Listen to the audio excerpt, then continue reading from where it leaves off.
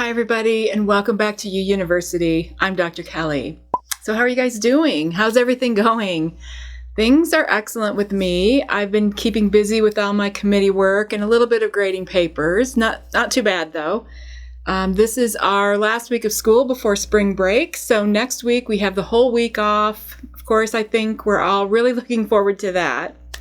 Today it's a cold, windy, rainy, blustery day, and I'm not looking forward to going out in that, but I do have to go to my office in a little while after I get done recording this morning.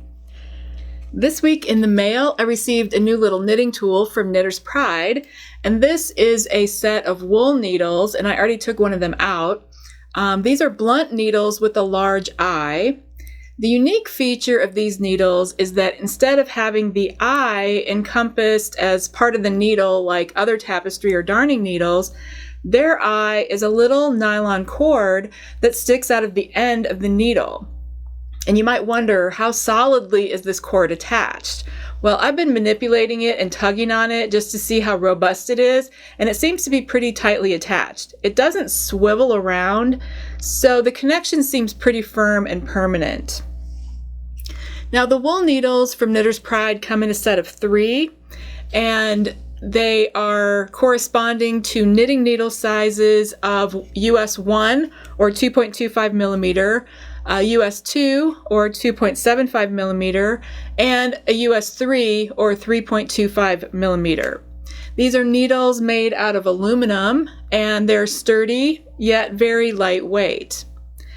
The smallest needle is about 2.5 inches long, and the largest one is about 3.5 inches long. The loops are about 1/2 inch long, and they're flexible and super easy to thread yarn through. In fact, these are probably the easiest tapestry needles I've ever used. The nice thing is that once you've threaded your yarn through the loop, when you go to weave in ends, the nylon loop flattens out so that it's easier to get the needle through the knitted fabric. The other thing is that the needle shaft of these needles is not tapered at all, unlike other tapestry needles where the eye is at the end of the needle and considerably thicker than the rest of the needle. So these wool needles are way easier to pull through the fabric, where other tapestry needles often get stuck and you really have to tug on them and work harder to get them through the fabric. Now, these wool needles are very useful in knitting and crocheting because they're used to weave in the ends after a project is finished. You can also use them to sew seams and join pieces, like if you knit a sweater in pieces, you might have something like the back, and then 2 front pieces, and then the sleeves. Well, you could use one of these needles to sew all those pieces together and assemble the sweater. Another use for wool needles is for sewing buttons onto knitted garments. So this type of needle is very useful for knitters and crocheters. Now, I did a little comparison of the Knitter's Pride wool needles with 2 of my other favorite darning needles, the halcyarns and the chibis. Now, halcyarn darning needles come in a set of 3 aluminum needles for around $3 or $4. And I like that these come in fun colors too. They have a large eye on one end, and they do have the bent tip, which I really like. The Clover Chibi darning needles are about $7 for a set of 3 silver ones. They don't come in the fun colors, but they do have a nice little case with a screw-on lid, which is very handy. And these have a bent tip as well. Here's a picture showing all 3 brands, which shows the differences in body styles and lengths of the needles. As you can see, the halcyarn has a longer aluminum body.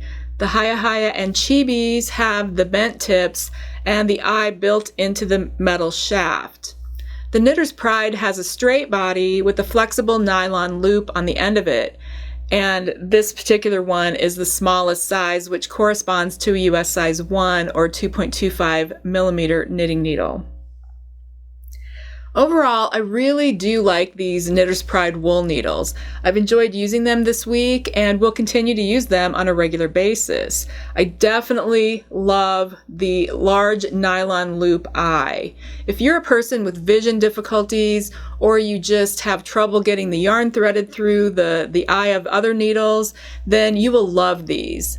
I like that there is no fiddling around with threading the needle. The yarn goes right through with no problems at all. If I could change one thing about them, it would be that I wish it had a bent tip. But other than that, I think they're great. And the bent tip is not a deal breaker for me. I'll definitely be using these a lot. And again, that is the Knitter's Pride wool needles, and they run a little over $2 for the set of 3. And thank you so much to Stitchcraft Marketing for sending these to me in exchange for an honest review. Okay, so our topic today for the show is new yarns for 2018 that are unique in some way, and I'm excited to show you what I found. But before we get into the classroom, I have another book review for you, so let's get right to that. For those of you who've been watching for a while, you'll know that one of the book series I absolutely adore is the Flavia de Luce series by Alan Bradley. About 10 years ago, Alan Bradley started this series about a precocious 11-year-old girl named Flavia, and she is a young scientific genius who lives in a decaying manor house in 1950s England. Flavia's antics are always fun to read, and she's one of those characters you just wish could come to life. She is talented, shameless, funny, and probably too smart for her own good. She is fascinated with the chemistry of poisons and has an excellent record of inserting herself into a murder investigation. The first 5 books in this series are pretty formulaic, but in a good way, where Flavia finds a mystery in her tiny English town, and then she solves it with the help of various family members and neighbors. In more recent books, Alan Bradley has introduced some new events into the de Luce family.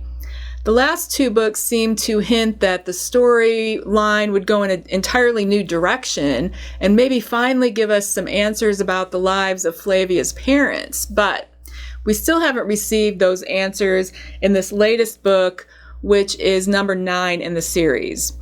So the title of this audiobook that I recently finished listening to is The Graves, a Fine and Private Place. The book opens as Flavia and her older sisters, Daphne and Ophelia, are devastated by a tragedy that occurred at the end of the last book. In order to get away for a little while, the family friend and Flavia's confidant, Dogger, takes the girls on a visit to a quaint nearby village to attend a festival, a traveling caravan of actors and acrobats. The girls and Dogger travel by rowboat down the river from their town, and all the while Flavia is full of melancholy. But as she drapes her arm over the side of the boat and dangles her fingers into the water, her misery is interrupted when suddenly a dark shape under the water appears and connects with her fingers. She thinks it must be a large fish, but instead, it's a body, a human body. Her heart leaps with joy. Only Flavia can be cheered up by discovering a dead body floating in the river. Nothing can make her happier than a mystery to be solved. So Dogger fishes the waterlogged body out of the river, and Flavia is determined to discover what could have brought this flamboyantly dressed young man to his untimely demise. Her curiosity is further inflamed by the revelation of his connection to the infamous poisoning case of 3 women by their own priest 2 years earlier in the same town. The local constable is treating the victim's death as an accidental drowning, but Flavia is out to prove otherwise. Not only does she seek the truth of how he died, but she also tries to determine who killed him and why. So Flavia and Dogger carry out their own investigations, sometimes together, sometimes independently. I love Flavia's interactions with Dogger in this story. Dogger really comes out of his shell, and it was interesting to learn a little bit more about his backstory. Surprisingly, Flavia's sister Daphne also gets involved in trying to solve the crime, and that's new. She's never done that before. They all soon discover that the people of the village are hiding many secrets, including what really happened in the case of the poisoned parishioners. Now, this book boasts a plot and cast of characters that are pretty much what readers have come to expect from an Alan Bradley novel. There's the usual eccentric cast of characters, including a colorful actress, a nosy innkeeper, the undertaker's son, a gambling funeral director, and even a beautiful old flame from Dogger's past. As always, the police just don't seem to be able to solve the case without Flavia. She's at her finest, and even though she's away from home, much remains unchanged. She's still obsessed with chemical reactions and especially poisons. And even though she is deprived of her laboratory that's in the attic of her house, she creates a makeshift chemistry lab in the inn where they're staying. The crime that she is uncovering is complex, difficult to solve, and may put her life at risk. But Flavia's stories never get old. Each one is new and exciting in its own way. If you're at all a fan of murder mysteries and haven't experienced Flavia, I strongly encourage you to pick up these books. If you're a fan of chemistry, you'll also love them. But start at the beginning. Book 1 is called The Sweetness at the Bottom of the Pie. As far as this latest book, the mystery itself is a good one.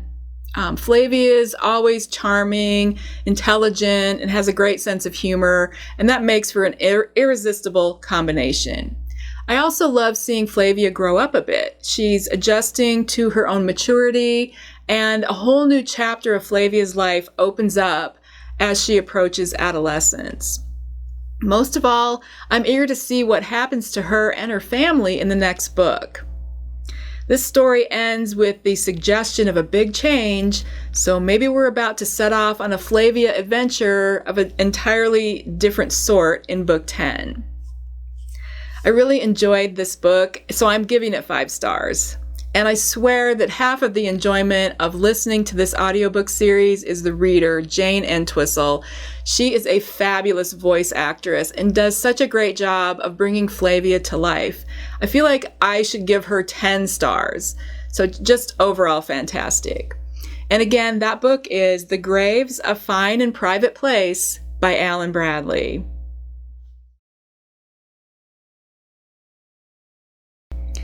Today in the classroom, I'm going to be talking about new and unique yarns that have recently been released, probably over the past 6 months or so.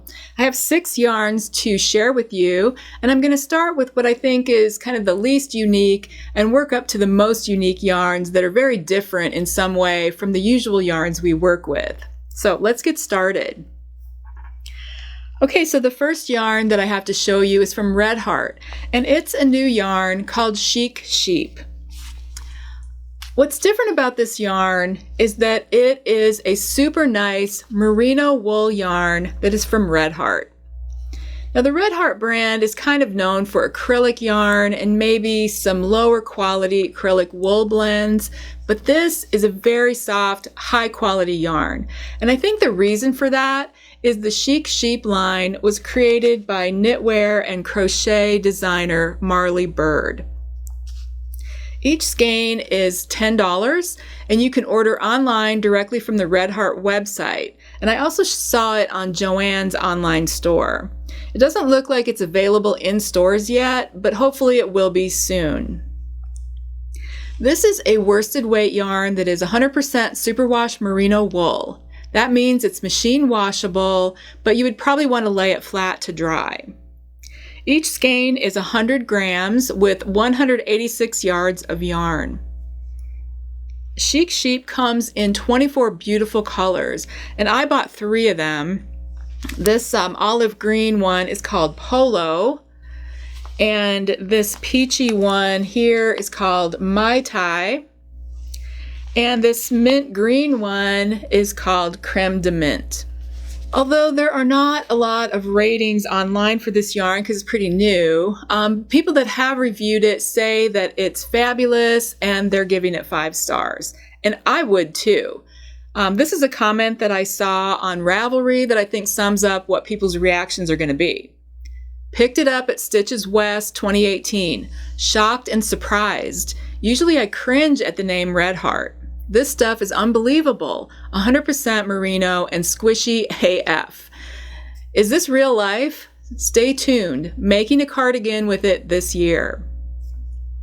So yeah, Red Heart has come a long way with this yarn. It is lovely yarn that I think is every bit as nice as Cascade 220 Superwash or Plymouth Select Superwash. I can see making so many different projects with this yarn. In looking at Ravelry, I didn't find many projects yet, but I did see some hats, scarves, cowls, and look at this stunning sweater. I also found this beautiful crocheted shawl and a cute little knit baby romper. So you can see how beautifully this yarn knits up. I am really looking forward to trying this out, and I could definitely see myself buying a sweater's quantity in the future. And again, this is Red Heart brand Chic Sheep yarn. The next yarn I have to show you is from Wool and the Gang. And Wool and the Gang is a well-known yarn and clothing company that started about 10 years ago. They are recognized for selling knitted clothing and fashion accessories that are hand knit by their gang members, who are about 3,000 knitters from around the world. They also sell the yarn in kits so that anyone can make these items themselves, or you can just buy individual skeins of yarn from them. This company is big on environmental sustainability. They use recycled paper for their labels. They repurpose leftover wool from yarn mills and remnants from denim production in the fashion industry to keep it from being thrown away into landfills. So, what's unique and new about this yarn? Well, this is part of the Gang collection, which is being sold at Joann's. You can pick this up in your local Joann's store. The yarn is super bulky weight with 66 yards of yarn in a giant 150-gram ball like this. It is 70% wool and 30% acrylic, and it's very lightly spun, so it's kind of like pencil roving almost. Being lightly spun, it's very soft, and it does have a bit of a halo, fuzzy halo on it. But it's surprisingly strong with that little bit of acrylic content. Now you can buy a giant ball like this by itself for $15, or you can buy it in a kit which contains the ball of yarn, knitting needles, and a pattern, and that kit is $30. The patterns that you can get in this kit include mittens, a cowl, and a hat, so you have your choice of those. There are 8 different colors to choose from, and this one is called Ivory White. The Gang collection doesn't have a lot of reviews online, but the ones I saw are kind of mixed. Some people are saying it's soft, easy to work with, works up quickly, and the garments made of it are very warm and snuggly. On the other hand, the biggest issue mentioned was that it sheds horribly, and people also said it was lower quality than other Wool and the Gang yarns. Now it does have a rating of 4.3 stars on Ravelry though. Speaking of Ravelry, the project pages for the Gang collection yarn show mostly chunky hats like this one, which is probably what I'm going to make with it. I love that faux fur pom-pom too. I also found this cute cowl. And how about this enormous cowl that looks like it would keep you pretty cozy? And there were also a few of these fingerless mitts, which look very warm as well. So that kind of gives a little idea of the projects you could make with this Wool in the Gang collection yarn from Joann's. All right, now we're getting into some more unique yarns, and this next one is called Luminosa by Cascade Yarns. It is made from 52% viscose, 44% baby alpaca, and 4% merino wool. Now this is a pretty unusual yarn because of the way it's constructed. What it is basically a tube, a shimmery viscose tube filled with baby alpaca fiber. This yarn has a chainette construction, which means that slender plies of fiber are machine knit into a hollow tube resembling an I-cord. In this yarn, inside the little chainette tube is the black baby alpaca fiber, which you can see sticking out in the generous halo. Chainette yarns usually have good elasticity, nice stitch definition, and beautiful drape. One skein of Luminosa contains 100 grams and 240 yards of yarn, which is pretty standard for worsted weight yarn. The cost is around $20 for a skein. For laundering, you'll need to hand wash in cold water and dry flat. This yarn comes in 10 beautiful jewel tone colorways to pick from. And this one that I have is called Emerald, and it's a lovely shimmery green infused with a fuzzy black halo from the baby alpaca. I found a few ratings for this online, and it has a 4.8 rating out of 5 stars. People were loving it, saying that it was pleasant to knit with, soft, and very pretty. The only downside seems to be that it sheds a lot, so be aware of that if you're wearing it with something light colored. You might get black fuzz all over your clothes.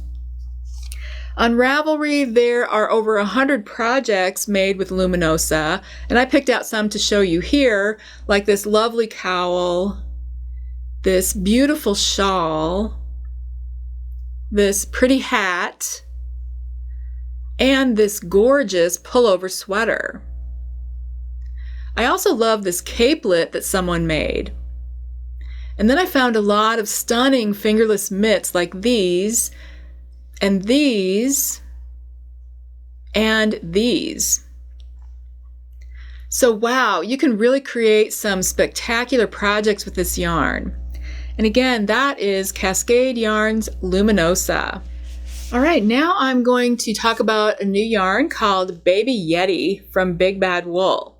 And this is around $25 a skein. This yarn is 85% baby alpaca and 15% merino wool. So it is super luxurious and soft.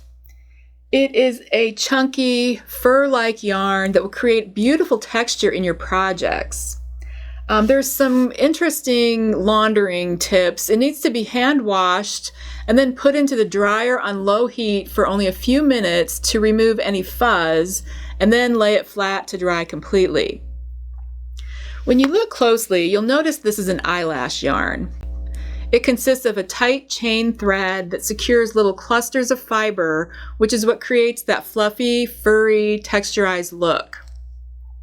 There are 6 different colors to choose from, and the one I have here is called Natural, so it's basically like an undyed version. This is another bulky yarn, and this skein has 109 yards in it, and it's 100 grams. So Baby Yeti is a brand new yarn. I couldn't find any reviews of it online, but Ravelry had a few ratings that averaged out to 4.3 stars, so not bad. Now I bought 2 skeins of this yarn and did wind up one into a ball. And I will say that it made a pretty big mess with all the fluff. There was fuzz all over my ball winder and the countertop, so that's something to definitely be aware of. The only pattern that people seem to be making with this yarn is a baby blanket that calls for 2 skeins of Baby Yeti. You can get this pattern for free on the Big Bad Wool website. I started knitting up a test swatch just to see how it would look, and this is really just a few rows of garter stitch on a US size 11 needle, which is an 8mm. But it's pleasantly textured and feels soft to the touch. I'm not sure that a baby blanket would be the best project for it, just because of the fabric care. I don't know if new parents would be fans of a furry baby blanket that sheds, and then they'd have to hand wash it as well. But when I posted pictures of this swatch on Instagram, some people suggested that it would be great for cuffs on a sweater or something like that. And, I think that's an awesome idea. Another idea that I had would be to make boot toppers with it. And I found a picture online like these. I think they are so cute. Or you could even make a furry teddy bear or some other stuffed animal like these that would be adorable. I think that those would be great uses for this yarn because it is a little expensive. So if you were just doing something like cuffs on or trim on a sweater, you could probably do that with just one skein, and it would really enhance the appearance of the sweater, and it wouldn't add that much of a cost. So yeah, again, that yarn is Baby Yeti by Big Bad Wool. Now we're getting into the really interesting new yarns, and this one is called Penelope by Lion Brand. You're going to notice right away that Penelope is very unusual. It is not a regular skein of yarn, but rather it looks kind of like a package of ribbon. Well, if you remember a few minutes ago when I was talking about the Luminosa yarn and I was saying that it was made in chainette construction, like a hollow I-cord, well, this Penelope is made in exactly the same way, except that the chainette is a little bigger, so it's just kind of a larger circumference tube. It's kind of like an alternative to a sock blank. And I have a sock blank here that's folded in half, and you would unravel one end and then reknit the yarn into a sock. It's the same thing here with the Penelope, except that instead of a flat rectangle, Penelope is a tube. But you still unravel one end and then reknit the yarn into a sock. Or you can make other things with it, but it is fingering weight yarn and is specifically dyed for making self-striping socks.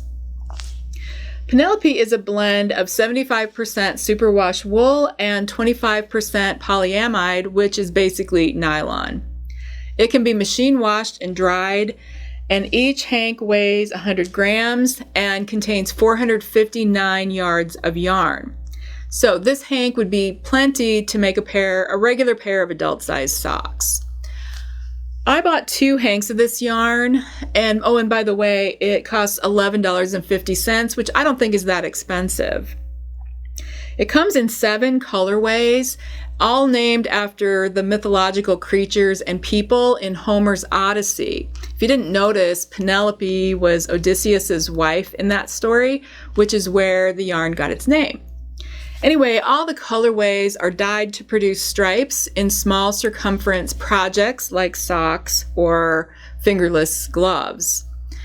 The 2 colorways that I have are, this one is called Homer, and it has bright colors like yellow, orange, pink, purple, and blue. The other one is this kind of a mess here because I have it undone.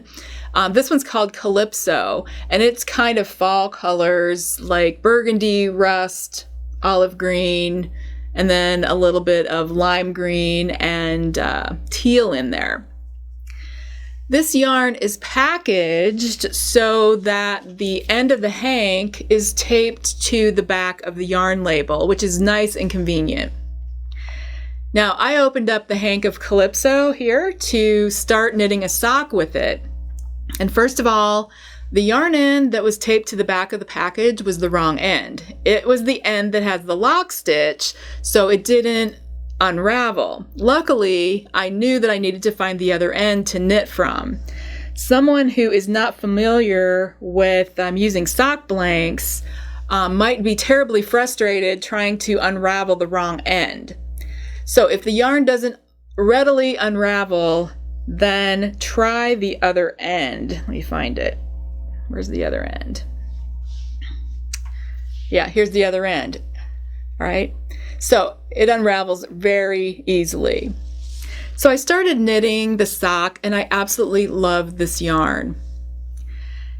In the chainette form, the yarn feels pretty soft because the stitches are really loose. When you knit it into a sock, and I'm using a US size 1 or 2.25 millimeter needle, it feels a lot like Opal or Regia yarn, if you're familiar with those. It's not unpleasant, but it's not super soft either.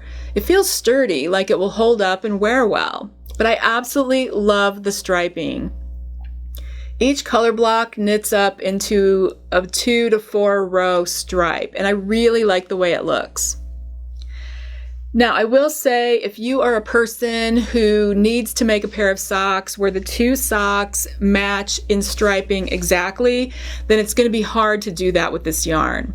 Even if you finish the first sock and then found the same exact place and the color repeat to start your second sock, I still don't think you're going to get exactly matching socks. Here I put the same color blocks together from two different parts of the hank, and as you can see, the striping is consistent between the two for a while, but eventually it gets off. So that's obviously going to affect the striping on your two socks, and they'll end up not matching exactly. For me, that's not that big of a deal, so I'm not worried about it. Another thing that I noticed about this yarn is that there are several places in the hank where the dye didn't penetrate the yarn. So there are just these white undyed patches. I'm not sure if that's where they had the hank tied up when it was submerged into the dye, or what happened. But it looks like it's only going to be a few stitches each time I run across one of those spots. I think it will be noticeable. It's unfortunate, but I can live with it. Of course, I wish that hadn't happened, but it is a potential problem to be aware of. Now, I don't see any undyed spots in this other hank, but I haven't taken the label off yet, so there could be some underneath. I'm not sure. But despite these issues, I really am enjoying this yarn. Penelope is another brand new yarn, so I didn't find any reviews online, but I did see on Ravelry that it had a 4-star rating. There's only one finished project in this yarn on Ravelry, and it's a pair of socks. This lovely pair of socks made out of the Homer colorway. And that's the colorway I have here, so that's what this hank is going to look like when it's knit up.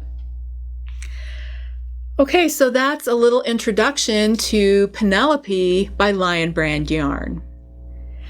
The last yarn I'm going to talk about today, and I think it might be the most unusual, is Menta Yarn by Bella Trista Yarns. What makes this yarn so unique and different is that it's made from peppermint. Yes, you heard me right, peppermint. So this is a new biosynthetic fiber, and I made a video about how biosynthetic fibers are produced last year, so I'll link that below in case you're interested in watching that video. I'm guessing that the process of making peppermint yarn is similar to that of bamboo or seaweed or sugarcane, something like that. But it really feels similar to yarn made out of milk, which I also talked about in that video. Menta yarn is machine washable, but lay it flat to dry. In one skein, there is 219 yards in 100 grams. It is DK weight, and it feels very lightweight. You might be able to see there is a beautiful sheen to it, similar to bamboo yarn. There are 6 different colors that you can get, and I bought 2 hanks. This green one is called Jasper, and the purple one, which I've already started knitting with, is called Amethyst. I just wanted to try it out and see how it knit up. So first I knit a garter stitch swatch, and this is what it looked like. And then I ripped that out and knit a little stockinette stitch swatch, and here's what it looked like. Hopefully you can see that pretty sheen, and it is very drapey. It's nice to knit with, although it doesn't have much elasticity, so if you're a tight knitter, you might have problems with this. It feels a little silky and a little bit slippery. If you're a new knitter, you might want to use wood or bamboo needles because your stitches might slide off metal needles if you're not careful. This yarn started to be available in late 2017, but it's kind of hard to get a hold of. I ordered mine from a small yarn shop in Texas where I finally tracked some down. And the shop is called Yarn Store Boutique. And it's in Spring, Texas. And the skeins were $10 per skein. So pretty reasonably priced. I think this yarn feels cool to the touch. I don't know if that's because of the peppermint or if I just think that. It's very soft and would definitely be appropriate to wear around the neck or face. I think it would make an awesome tank top or other summer tops. It would also be great for making knitted knockers, the breast prosthetics for breast cancer patients. Now, Menta yarn is so new that it's not even on Ravelry yet, so I couldn't see what others are making with it. Also, I couldn't find any reviews or even star ratings online, so I'm not sure how people are liking it. Like I said, I thought it was pleasant to work with. I'm not sure what I'm going to make with it beyond my swatches, but I'll let you know when I do finish a project with it. And again, that is Menta Peppermint Yarn by Bella Trista Yarns.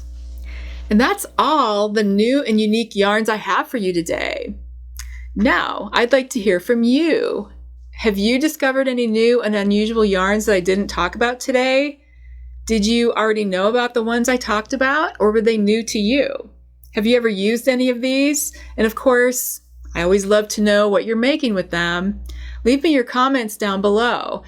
You can even leave a comment just to say hi and tell me what you're up to. Your interaction with me and each other means a lot to me, and I read all of your comments, even if I can't reply right away. I also enjoy reading your responses to one another. It's so heartwarming to see you helping each other out and providing encouragement for each other. So keep it up. I love it. Well, that brings us to the end of today's show. I hope you found this review of new and unique yarns to be beneficial and interesting. As always, I'll include links to everything I talked about today in the information box below. Just click on Show More to open up the box and you'll see all the links there. Please also use the comment section to ask any questions about today's show, provide ideas for future show topics, or suggest product tests. I'm always adding to my list and have gotten some wonderful video ideas from you, viewers. Thank you so much for spending some time with me today, and I'll see you in the next video. Speaking of viewers' ideas for show topics, next week I'm going to do a review that's been requested by several viewers, and that is a review of small circumference knitting needles. You know, like the tiny 9-inch circular needles for knitting socks. Well, I'm going to be discussing a number of different brands of those needles, taking some measurements and that sort of thing. You know how I roll with that. So I hope you're interested in seeing that. Come back and join me next week. And in the meantime, stay smart and have a sparkly week. Bye, everybody.